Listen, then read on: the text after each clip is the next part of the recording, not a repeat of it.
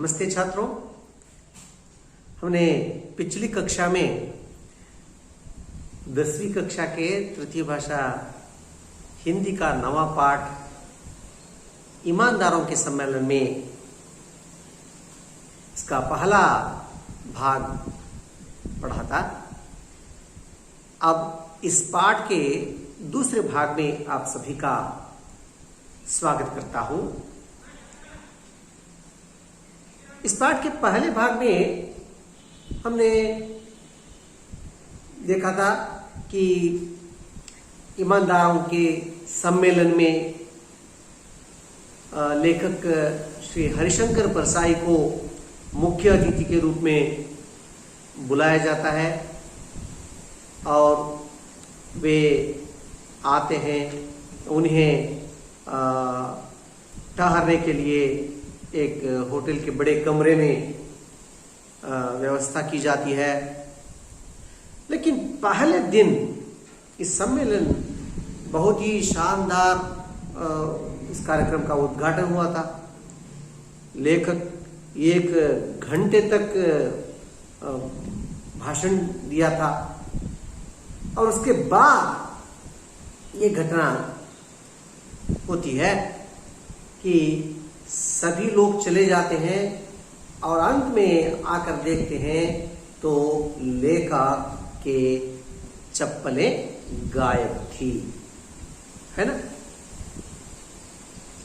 तो लेखक ढूंढते हैं तो वहां उनकी चप्पलें नहीं रहती है। उसकी जगह किसी पुरानी फटी चप्पलों की जोड़ी वहां रहती है।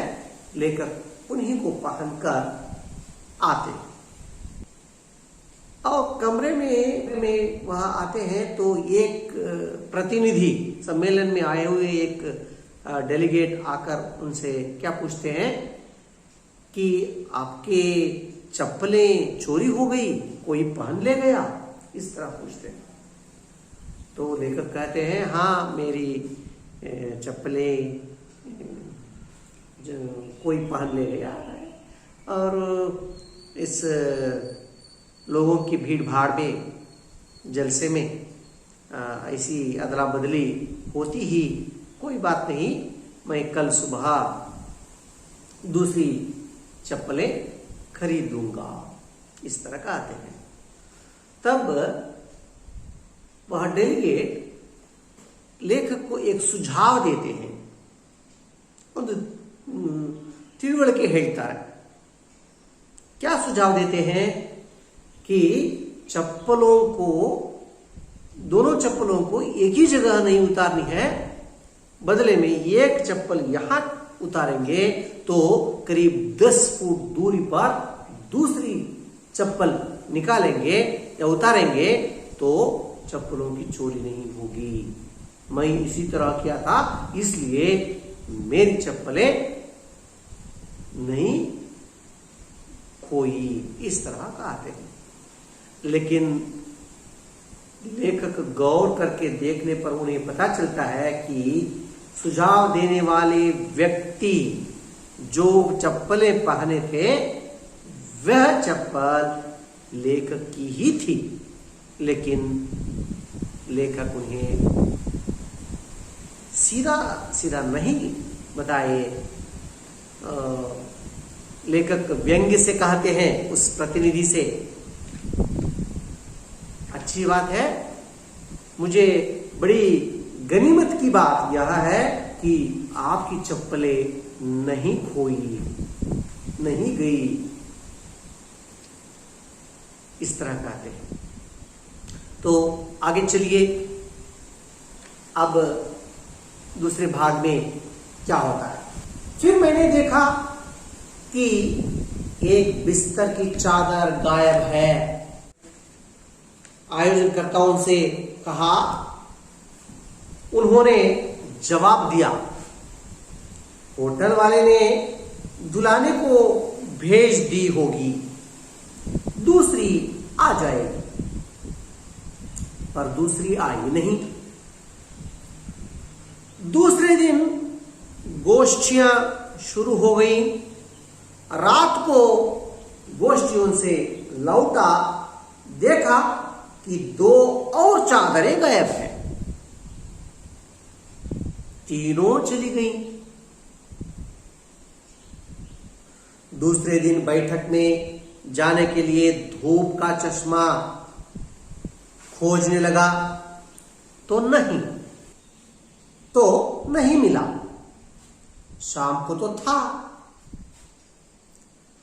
मैंने 1-2 लोगों से कहा तो बात फैल गई। इसी समय बगल के कमरे में हल्ला हुआ, अरे मेरा ब्रीफकेस कहां चला गया? यहीं तो रखा था। मैंने पूछा, उसमें पैसे तो नहीं थे? जवाब मिला, पैसे तो नहीं थे, कागजात थे। मैंने कहा तो मिल जाएगा। मैं बिना धूप का चश्मा लगाए बैठक में पहुंचा। बैठक में 15 मिनट चाय की छुट्टी हुई।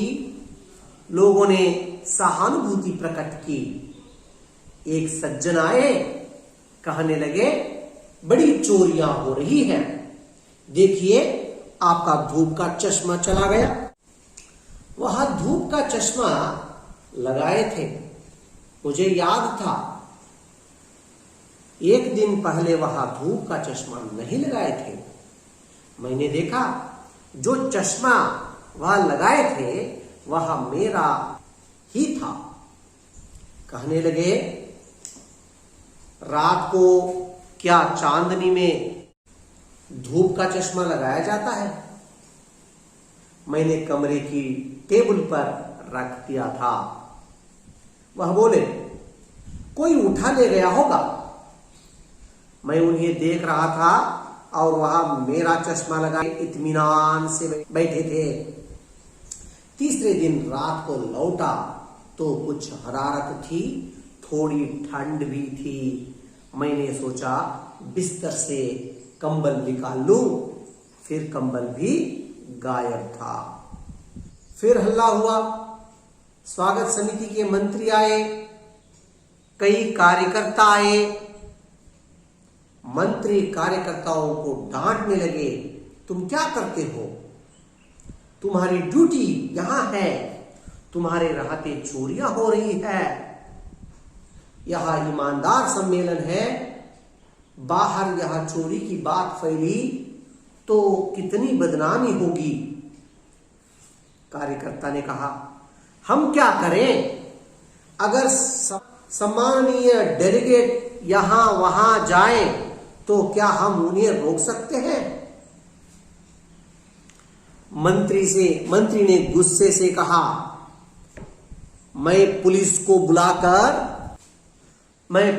बुलाकर यहां सब की तलाशी करवाता हूं। मैंने समझाया, ऐसा हरगिज मत करिए। ईमानदारों के सम्मेलन में पुलिस ईमानदारों की तलाशी में, यह बड़ी अशोभनीय बात होगी। फिर इतने बड़े सम्मेलन में थोड़ी गड़बड़ी होगी ही। एक कार्यकर्ता ने कहा, तलाशी किनकी करवाएंगे? आधे के लगभग डेलीगेट तो किराया लेकर दोपहर को ही वापस चले गए। रात को पहनने के कपड़े सिरहाने दबाकर सोया, नई चप्पलें और शेविंग का डिब्बा बिस्तर के नीचे दबाया। सुबह मुझे लौटना था। मुझे उन लोगों ने अच्छा पैसा दिया। मैंने सामान बांधा। मंत्री ने कहा, परसाई जी, गाड़ी आने में देर है, चलिए स्वागत समिति के साथ अच्छे होटल में भोजन हो जाए, अब ताला लगा देते हैं। पर ताला भी गायब था। ताला तक चुरा लिया। गजब हो गया। मैंने कहा, रिक्शा बुलवाइए, मैं सीधा स्टेशन जाऊंगा, यहां नहीं रुकूंगा। मंत्री हैरान थे। बोले, ऐसा भी क्या नाराजगी है? मैंने कहा, नाराजगी कतई नहीं है। बात यह है कि चीजें तो सब चुरा ली गई, ताला तक चोरी में चला गया, अब मैं बचा हूं, अगर रुका तो मैं ही चुरा लिया जाऊंगा। तो इस पाठ में कुछ नए शब्द आए हैं छात्रों, अब हम उनका अर्थ समझेंगे। ठीक है। चश्मा, चश्मा का अर्थ है ऐनक अंद्रे कन्नड़का। कागजात, कागजात का अर्थ है कागज पत्र ಅಂದ್ರೆ ಡಾಕ್ಯುಮೆಂಟ್ಸ್, ಕಾಗದ ಪತ್ರಗಳು ಅಂತ.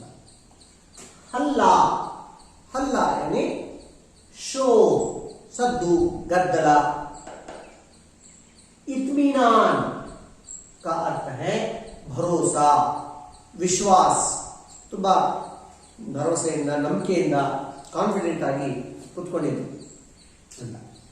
ಹರಾರತ್ का अर्थ है हल्का ज्वर, ಸ್ವಲ್ಪ ಜ್ವರ, ಸ್ವಲ್ಪ ಮೈ ಹೆಚ್ಚಿಗಿರುತ್ತಲ್ಲ, ಸ್ವಲ್ಪ ಜ್ವರ ಬಂದಿರೋದು. हरगिज ಅಂದ್ರೆ बिल्कुल, किसी दशा में भी, ಇಲ್ಲ, ಖಂಡಿತವಾಗಿಯೂ ಇಲ್ಲ. सिरहाना का अर्थ है तकिया ಅಂದ್ರೆ दिम, तले. अब हम इस पाठ का विस्तृत रूप से जानकारी प्राप्त करेंगे. पहले दिन सम्मेलन के अंत में लेखक कमरे में आते हैं. पहले दिन तो उनकी चप्पलें खो गई थी.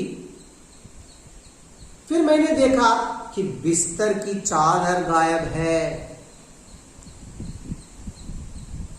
हमने पिछली कक्षा में देखा था कि लेखक को ठहरने के लिए होटल के एक बड़े कमरे में वहां उन्हें ठहराया गया था और उनके साथ 2 प्रतिनिधि भी उनके कमरे में ठहर गए थे. और सम्मेलन को जाते समय लेखक इसलिए ताला नहीं लगाया था कि उनके साथ ठहरने वाले प्रतिनिधि को तकलीफ न हो जाए, ऐसा सोचकर उन्होंने ताला तक नहीं लगाया था. ऐसे ही सम्मेलन में चले गए थे. अब सम्मेलन के बाद जब कमरे में आकर देखते हैं तो 2 बिस्तर गायब थी, 2 चादर गायब थी. ಹಾಸಿಗೆ ಮೇಲೆ ಹಾಕಿರ್ತಾರಲ್ಲ ಒಂದು ಬೆಡ್ಶೀಟು, बेड स्प्रेड, ಅದನ್ನ ಯಾರೋ ಎತ್ಕೊಂಡು ಹೋಗಿದ್ರು. मैंने आयोजनकर्ताओं से कहा तो उन्होंने जवाब दिया, होटल वालों ने दुलाने को भेज दी होगी, दूसरी आ जाएगी, और दूसरी आ ही नहीं. ಆ ಸಮ್ಮೇಳನದ ಕಾರ್ಯಕರ್ತರನ್ನ ವಿಚಾರಿಸಿದ್ರೆ ಅವ್ರು ಹೇಳಿದ್ರು, ಇಲ್ಲ, ಹೋಟೆಲ್ ಅವರು ಅದನ್ನ ಪ್ರತಿ ದಿವಸ ತೊಳೆಯಕ್ಕೆ ಅಂತ ತಗೊಂಡೋಗಿರ್ತಾರೆ, ಬೇರೆ ತಗೊಂಡು ಹಾಕ್ತಾರೆ ಬಿಡಿ ಅಂತ ಹೇಳಿದ್ರು. ಆದ್ರೆ ಬೇರೆ ಯಾರು ತಗೊಂಡು ಅದು ಹಾಕಲಿಲ್ಲ. दूसरे दिन गोष्ठियां शुरू हो गई. 2ನೇ ದಿನದ ಗೋಷ್ಠಿಗಳು, ಸಮ್ಮೇಳನದಲ್ಲಿ 2ನೇ ದಿನದ ಗೋಷ್ಠಿಗಳು ಪ್ರಾರಂಭ ಆದವು. रात को गोष्ठियों से लौटा. दूसरे दिन के गोष्ठियां समाप्त होने के बाद रात को कमरे में लौट आए. देखा कि 2 चादरें गायब है, तीनों चली गई. पहले दिन 1 चादर गायब थी, अब और 2 चादर भी गायब हो गई. तीनों के तीनों चादर भी गायब हो गई. किसी ने उनको उठा लिया गया है. दूसरे दिन बैठक में जाने के लिए धूप का चश्मा खोजने लगा. दूसरे दिन जब लेखक गोष्ठियों के लिए जाते हैं तो धूप का चश्मा था उनका. एक धूप का चश्मा ಅಂದ್ರೆ ಕನ್ನಡಕ, ಕೂಲಿಂಗ್ ಗ್ಲಾಸ್ ಅಂತ ಹೇಳ್ತೀವಲ್ಲ, ಕೂಲಿಂಗ್ ಗ್ಲಾಸ್ ಅನ್ನ ಅವರು ನೋಡ್ತಾರೆ, ಅದು ಇರೋದಿಲ್ಲ. तो नहीं मिला, शाम को तो था. ಆದ್ರೆ ನಿನ್ನೆ ರಾತ್ರಿ ಇತ್ತು, ನಿನ್ನೆ ಸಂಜೆ ಇತ್ತು, ಈಗ ಬೆಳಗ್ಗೆ ಎದ್ದು ನೋಡಿದ್ರೆ ಇಲ್ಲ. ಯಾರು ತಗೊಂಡೋಗಿರ್ಬೋದು ಹಾಗಾದ್ರೆ? ಸಾಮಾನ್ಯವಾಗಿ ಅವ್ರ ರೂಮಲ್ಲೇ ಉಳ್ಕೊಂಡಿದ್ರಲ್ಲ ಇಬ್ರು, ಅವರೇ ಗೊತ್ತಿದ್ರೆ ಎತ್ತಿಟ್ಕೊಂಡಿದ್ದಾರೆ. मैंने एक दो लोगों से कहा तो बात फैल गई. ಲೇಖಕರು ಅಲ್ಲಿದ್ದಂತ ಒಂದಿಬ್ಬರಿಗೆ ಹೇಳಿದ್ರು, ಅಲ್ಲ ರೀ ನಿನ್ನೆ ನೋಡಿದ್ರೆ 2-3 ಬೆಡ್ಶೀಟ್ಗಳು ಕಾಣೆಯಾದವು, ಇವತ್ತು ನನ್ನ ಕೂಲಿಂಗ್ ಗ್ಲಾಸ್ ಕೂಡ ಇಲ್ಲ, ಸನ್ ಗ್ಲಾಸ್ ಕೂಡ ಇಲ್ಲ, ಏನಾಗ್ತಾ ಇದೆ ಇಲ್ಲಿ ಅಂತ. ಇಸಿ ಸಮಯ ಬಗಲ್ ಕೆ ಕಮರೆ ಮೇ ಹಲ್ಲಾ ಹುವಾ. ಇದೇ ಟೈಮಲ್ಲಿ ಏನಾಯ್ತು, ಪಕ್ಕದ ಒಂದು ರೂಮಲ್ಲೂ ಕೂಡ ಜೋರಾಗಿ ಅಲ್ಲಿ ಗದ್ದಲ ಆಗ್ತಾ ಇತ್ತು. ಶೋರ್ ಅಂದ್ರೆ ಗದ್ದಲ ಆಗ್ತಾ ಇತ್ತು. ಅರೆ ಮೇರಾ ಬ್ರೀಫ್ ಕೇಸ್ ಚಲಾ ಗಯಾ, ಯಹೀ ತೋ ರಖಾ ಥಾ. ಅವ್ರು ಹೇಳ್ತಾ ಇದ್ರು, ನನ್ನ ಬ್ರೀಫ್ ಕೇಸೇ ಕಾಣ್ತಾ ಇಲ್ಲ, ಇಲ್ಲೇ ಇಟ್ಟಿದ್ದೆ, ಯಹೀ ರಖಾ ಥಾ, अब मेरा ब्रीफ केस भी गायब हो गया है. इस तरह किसी ने वहां कह रहा है. मैंने पूछा उसमें पैसे तो नहीं थे. ಅದಕ್ಕೆ ಲೇಖಕರು ಕೇಳ್ತಾರೆ, ಅದರಲ್ಲಿ ದುಡ್ಡೇನಾದ್ರು ಇತ್ತಾ ಅಂತ. ಜವಾಬ್ ಇಲ್ಲ, ಪೈಸೆ ತೋ ನಹೀ ಥೇ, ಕಾಗಜಾತ್ ಥೇ. ಅವ್ರು ಹೇಳ್ತಾರೆ ಅದರಲ್ಲಿ ದುಡ್ಡೇನು ಇರಲಿಲ್ಲ, ಆದ್ರೆ ಕೆಲವು ಕಾಗದ ಪತ್ರಗಳಿದ್ವು, ತುಂಬಾ ಮುಖ್ಯವಾಗಿರ್ತಕ್ಕಂಥ ಡಾಕ್ಯುಮೆಂಟ್ಸ್ ಇದ್ವು. ಕಾಗಜಾತ್ ಅಂದ್ರೆ ಕಾಗದ ಪತ್ರಗಳು ಇದ್ವು ಅಂತ ಹೇಳ್ತಾರೆ. ಮೈನೆ ಕಹಾ ತೋ ಮಿಲ್ ಜಾಯ್. ಅದಕ್ಕೆ ಲೇಖಕರು ಹೇಳ್ತಾರೆ, ಹಾಗಿದ್ರೆ ಅದು ಸಿಕ್ಬಿಡುತ್ತೆ ಬಿಡಿ ನಿಮ್ಗೆ. ಅವರು ಬಹುಶಃ ದುಡ್ಡಿರ್ಬೋದು ಅಂತ ಎತ್ಕೊಂಡು ಹೋಗಿರ್ತಾರೆ. ತೆಗೆದು ನೋಡಿದಾಗ ಅದ್ರಲ್ಲಿ ದುಡ್ಡಿಲ್ಲ ಅನ್ನೋದಾದ್ರೆ ಅವ್ರಿಗೇನು ಬೇಕಾಗೋದಿಲ್ಲ, ಕಾಗದ ಪತ್ರಗಳು, ಅದು ವಾಪಸ್ ತಗೊಬಂದು ಇಲ್ಲೇ ಇಡ್ತಾರೆ, ಅದು ನಿಮ್ಗೆ ಸಿಗತ್ತೆ, ನೀವೇನು ಚಿಂತೆ ಮಾಡಬೇಡಿ ಅಂತ ಅವ್ರಿಗೆ ಸಮಾಧಾನ ಪಡಿಸ್ತಾರೆ. मैं बिना धूप का चश्मा लगाए बैठक में पहुंचा. दूसरे दिन जब वे सम्मेलन में गए तो उनका धूप का चश्मा नहीं मिला. बिना धूप के चश्मे से ही वे गोष्ठियों में चले जाते हैं. बैठक में 15 मिनट चाय की चुटकी हुई. लोगों ने सहानुभूति प्रकट की. गोष्ठियों के बीच में चाय के लिए विराम रहता है ना, टी ब्रेक. ಆಗ ಕೆಲವು ಜನ ಬಂದು ಅವ್ರ ಹತ್ರ ಹಾಗೆ ಸಹಾನುಭೂತಿಯನ್ನು ವ್ಯಕ್ತಪಡಿಸೋದು. ಅಯ್ಯೋ ನಿಮ್ಮ ಸನ್ ಗ್ಲಾಸ್ ಅಂದ್ರೆ ನಿಮ್ಮ ಕನ್ನಡಕನೂ ಕೂಡ ಯಾರೋ ಎತ್ಕೊಂಡು ಹೋಗ್ಬಿಟ್ರಂತೆ, ಪಾಪ ನಿನ್ನೆ ನೋಡಿದ್ರೆ ಚಪ್ಪಲಿ ಎತ್ಕೊಂಡು ಹೋದ್ರು, ಇವತ್ತು ನೋಡಿದ್ರೆ ನಿಮ್ಮ ಕನ್ನಡಕನೂ ಕೂಡ ಎತ್ಕೊಂಡ್ಬಿಟ್ಟಿದ್ದಾರೆ, ಎಂತ ಜನ ಇರ್ಬೋದು, ಛೇ ಹೀಗಾಗಬಾರ್ದಾಗಿತ್ತು ಪಾಪ ಅಂತ ಹೇಳಿ ಸಹಾನುಭೂತಿ ವ್ಯಕ್ತಪಡಿಸ್ತಾ ಇದ್ರು. ಏಕ್ ಸಜ್ಜನಾಯೇ, ಅವರಲ್ಲಿ ಒಬ್ಬ ಸಜ್ಜನರು ಬಂದ್ರು. ಕಹನೆ ಲಗೆ ಬಡಿ ಚೋರಿಯಾ ಹೋ ರಹಿ ಹೈ. ಅವ್ರು ಹೇಳಿದ್ರು ಬಂದರೆ, ಇಲ್ಲಿ ಬಹಳ ಕಳ್ಳತನ ಆಗ್ತಾ ಇದೆ ರೀ, ದೇಖಿಯೇ ಆಪ್ಕಾ ಧೂಪ್ ಕಾ ಚಶ್ಮಾ ಹಿ ಚಲಾ ಗಯಾ.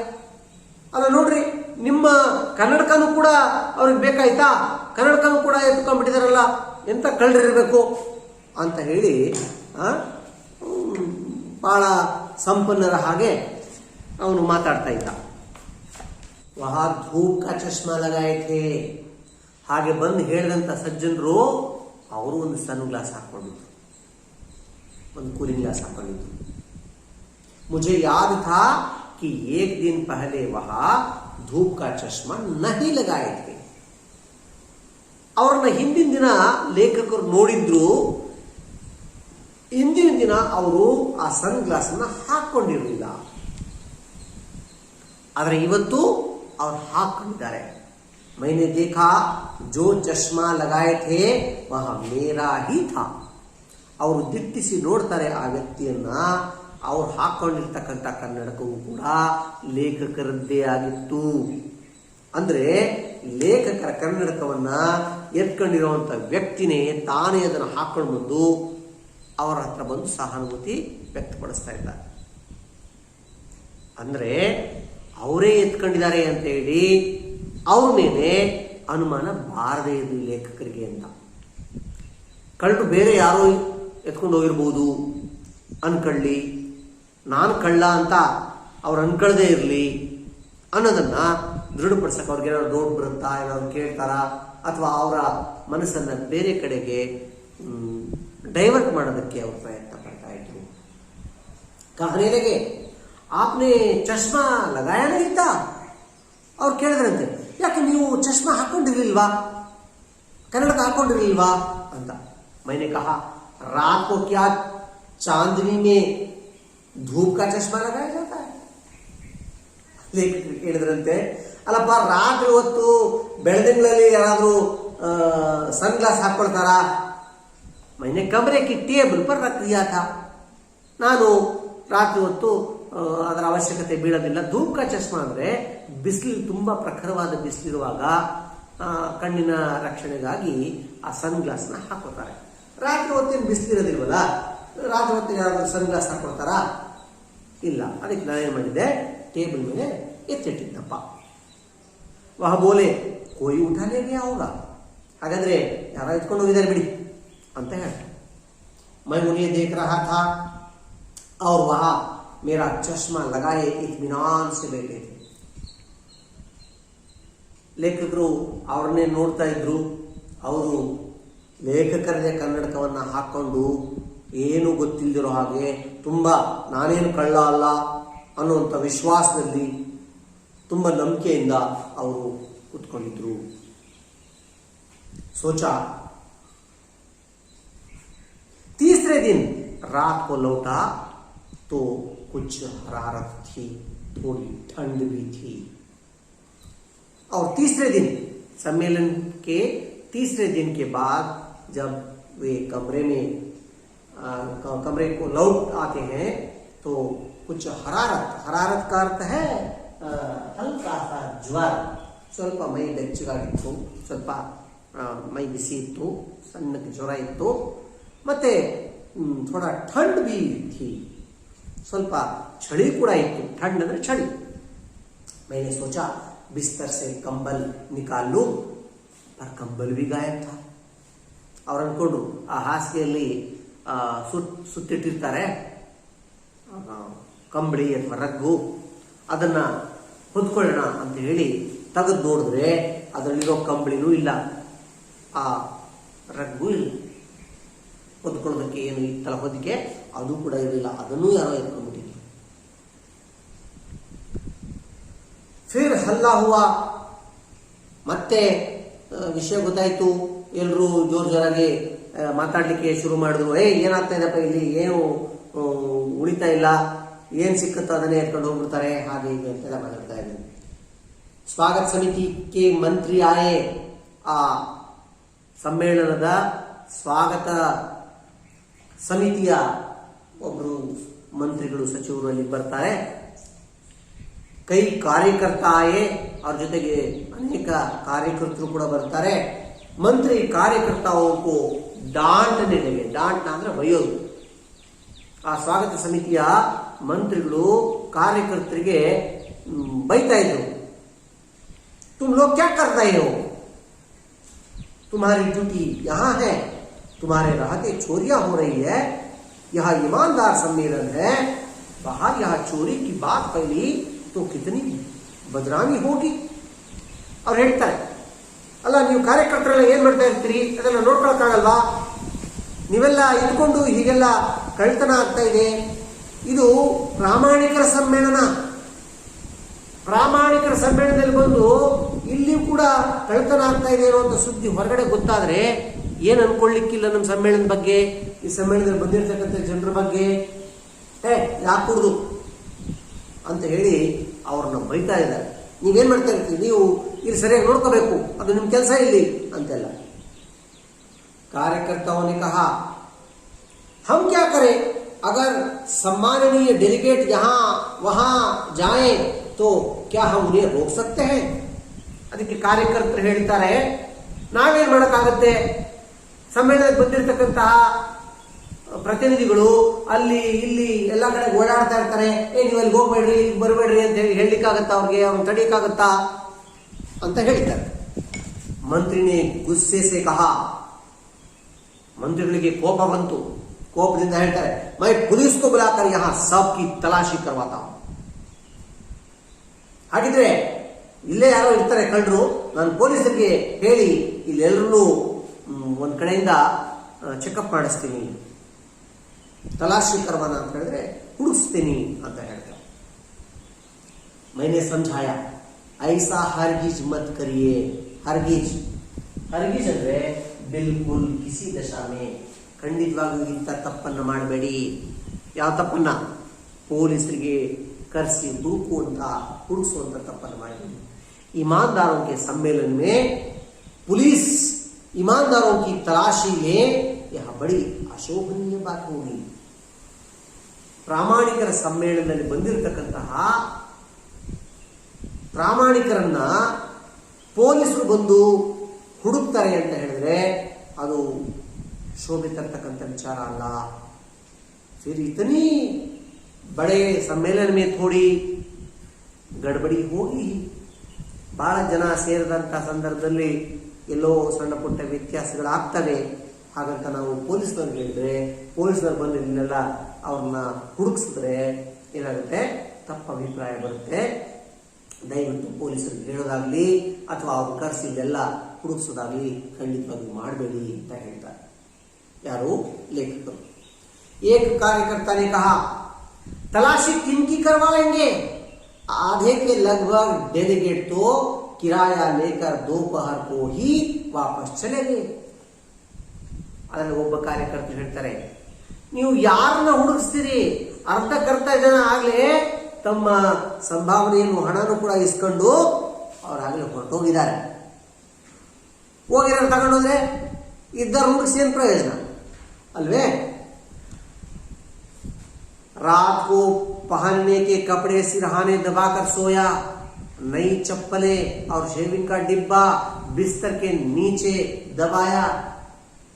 ಲೇಖಕರು ಏನ್ ಮಾಡಿದ್ರು? ರಾತ್ರಿ ಹೇಗೆ ಕಳೆದ್ರು? ತಮ್ಮ ಬಟ್ಟೆ ಬರೆಯನ್ನೆಲ್ಲ ಮಡಿಸ್ಕೊಂಡು ತಲೆದಿಂಬಲ್ಲಿ ಇಟ್ಕೊಂಡ್ರು. ಅವರ ಹೊಸ ಚಪ್ಪಲಿ, ಅವರ ಶೇವಿಂಗ್ ಮಾಡ್ಕೊಳ್ತಕ್ಕಂಥ ಡಬ್ಬಿ ಅದೆಲ್ಲವನ್ನೂ ಕೂಡ ಹಾಸಿಗೆ ಕೆಳಗಡೆ ಇಟ್ರು. ಅವನು ಯಾರಾದ್ರೂ ಎತ್ಕೊಂಡು ಹೋಗ್ಬಿಡ್ತಾರೆ ಅಂತ. ಸುಬಹ ಮುಜೆ ಲೌಟ್ನಾ ಥಾ, ಬೆಳಕಾಗ್ತಾ ಇದ್ದಾಗ ಇವರು ಅಲ್ಲಿಂದ ಹೊರಡೋದಿತ್ತು. ಮುಜೆ ಉನ್ ಲೋಗೋನೆ ಅಚ್ಚಾ ಪೈಸಾ ದಿಯಾ, ಸಮ್ಮೇಳನಕ್ಕೆ ಬಂದಿದ್ದಕ್ಕಾಗಿ ಅವ್ರಿಗೆ ಒಳ್ಳೆ ಸಂಭಾವನೆ ಕೊಟ್ಟಿದ್ರು, ಒಳ್ಳೆ ದುಡ್ಡು ಕೊಟ್ಟಿದ್ರು. ಮೈನೆ ಸಾಮಾನ್ ಬಾಂಧ, ಇವರು ಬೆಳಿಗ್ಗೆ ಹೋಗ್ಬೇಕು ಅಂತ ಹೇಳಿ ಇವ್ರು ಸಾಮಾನುಗಳನ್ನೆಲ್ಲ ಪ್ಯಾಕ್ ಮಾಡ್ಕೊಂಡ್ರು. ಮಂತ್ರಿನೇ ಕಹಾ, परसाई जी गाड़ी आने में देर है, चलिए स्वागत समिति के साथ अच्छे होटल में भोजन हो जाए, अब ताला लगा देते हैं.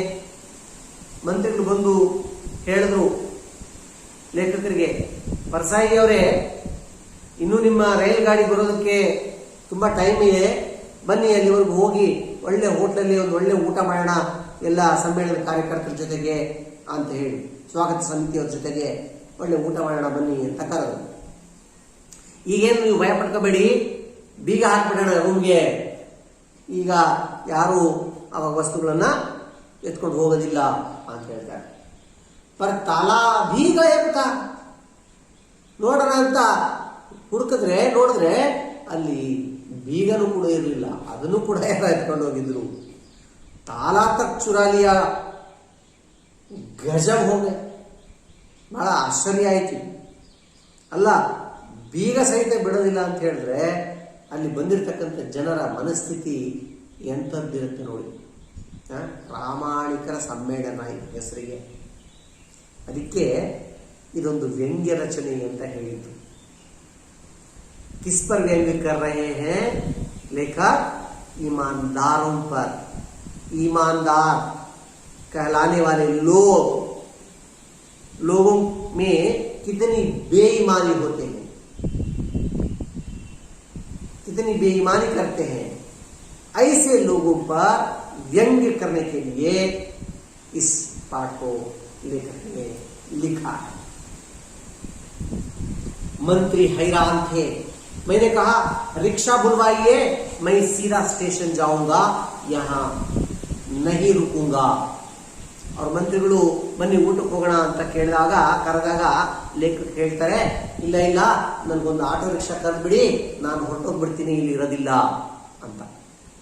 ಅದಕ್ಕೆ ಮಂತ್ರಿಗಳು ಕೇಳ್ತಾರೆ, ಮಂತ್ರಿ ಹೈರಾನ್ ಥೆ, ಅವ್ರಿಗೆ ಆಶ್ಚರ್ಯ ಆಗುತ್ತೆ. ಬೋಲೆ ಐಸೆ ಬಿ ಕ್ಯಾ ನಾರಾಜ್ಗಿ ಹೇ, ಯಾಕೆ ಇಷ್ಟೊಂದು ನಿರಾಶರಾಗಿದ್ದೀರಿ ಪರ್ಸಾಯಿ ಅವರೇ ಅಂತ ಕೇಳ್ತಾರೆ. मैंने कहा नाराजगी कतई नहीं है, ನನಗೆ ಅಸಮಾಧಾನ ಖಂಡಿತವಾಗಿಯೂ ಇಲ್ಲ. बात यह है कि चीजें तो सब चुरा ली गई.